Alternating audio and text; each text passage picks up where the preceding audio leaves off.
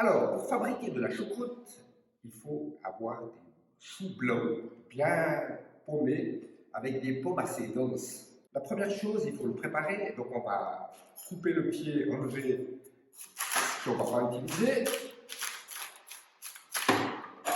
Enlever quelques feuilles, les feuilles très vertes autour. Voilà. La deuxième chose, je vais partager le chou en morceaux.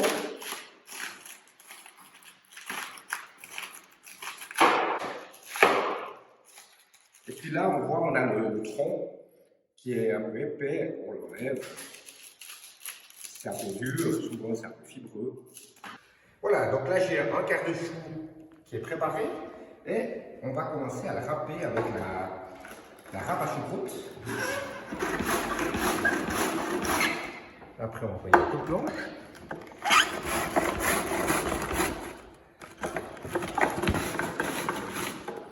Et puis on voit bien les belles jolies lamelles de chou. Une mandarine va aussi très bien. Du coup, on prend notre quart de chou pareil. Et puis, on va râper un peu plus lentement. Voilà, donc on a notre chou qui est prêt, râpé, des belles lamelles bien fines. Maintenant, on va peser pour pouvoir mettre la quantité de sel correcte par kilo de chou. On peut mettre entre 10 et 15 grammes de sel par kilo, selon les goûts. Je vais mettre 1 kilo.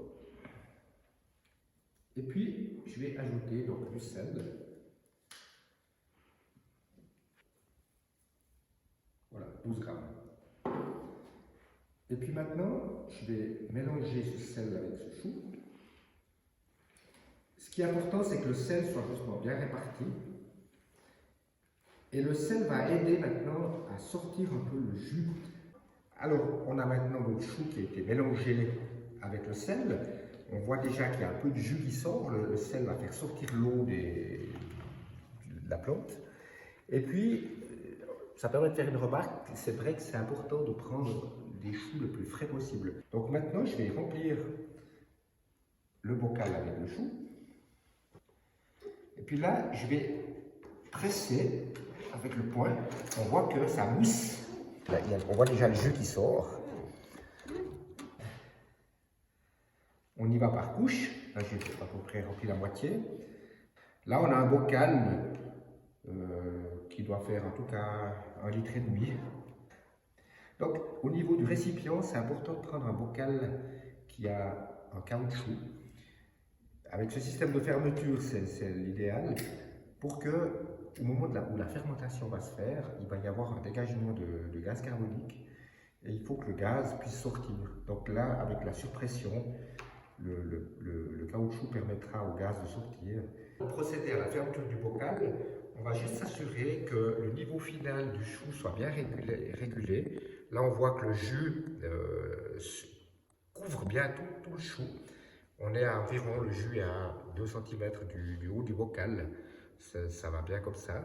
Et puis, à ce moment-là, je vais fermer. On s'assure qu'il n'y ait pas de bout de chou qui reste sur le joint. Et puis, on va simplement le fermer comme ça. Et la fermentation va se mettre en route. On parle de fermentation lactique qui va provoquer cette acidité qui est propre à la choucroute quand on peut la consommer. Et c'est ce procédé qui va assurer la conservation. Donc on le laisse une semaine à la température ambiante et puis après on peut le mettre dans un endroit plus frais, dans une cave par exemple, qui va très bien. Dans 6 semaines, on pourra l'ouvrir, donc il ne faut pas l'ouvrir jusqu'à ce moment-là, et puis il sera prêt à consommer. Alors on peut consommer ce chou fermenté cru, comme une salade. On peut y ajouter quelques épices. Si on le cuisine, si on le cuit, on va y ajouter du genièvre, on peut ajouter un peu de graines de moutarde, de graines de carvi, selon les goûts. Ça, on peut personnaliser ou la manger nature telle qu'elle. On n'est pas obligé de consommer en une seule fois. On n'a pas une énorme quantité, donc ça va pas durer très très longtemps, mais on peut très bien en prendre qu'un tiers ou moins, et procéder par couche. Ce qu'il faut juste faire, c'est que quand on a prélevé une partie, bien nettoyer le bord du verre, que tout le chou soit dans le jus.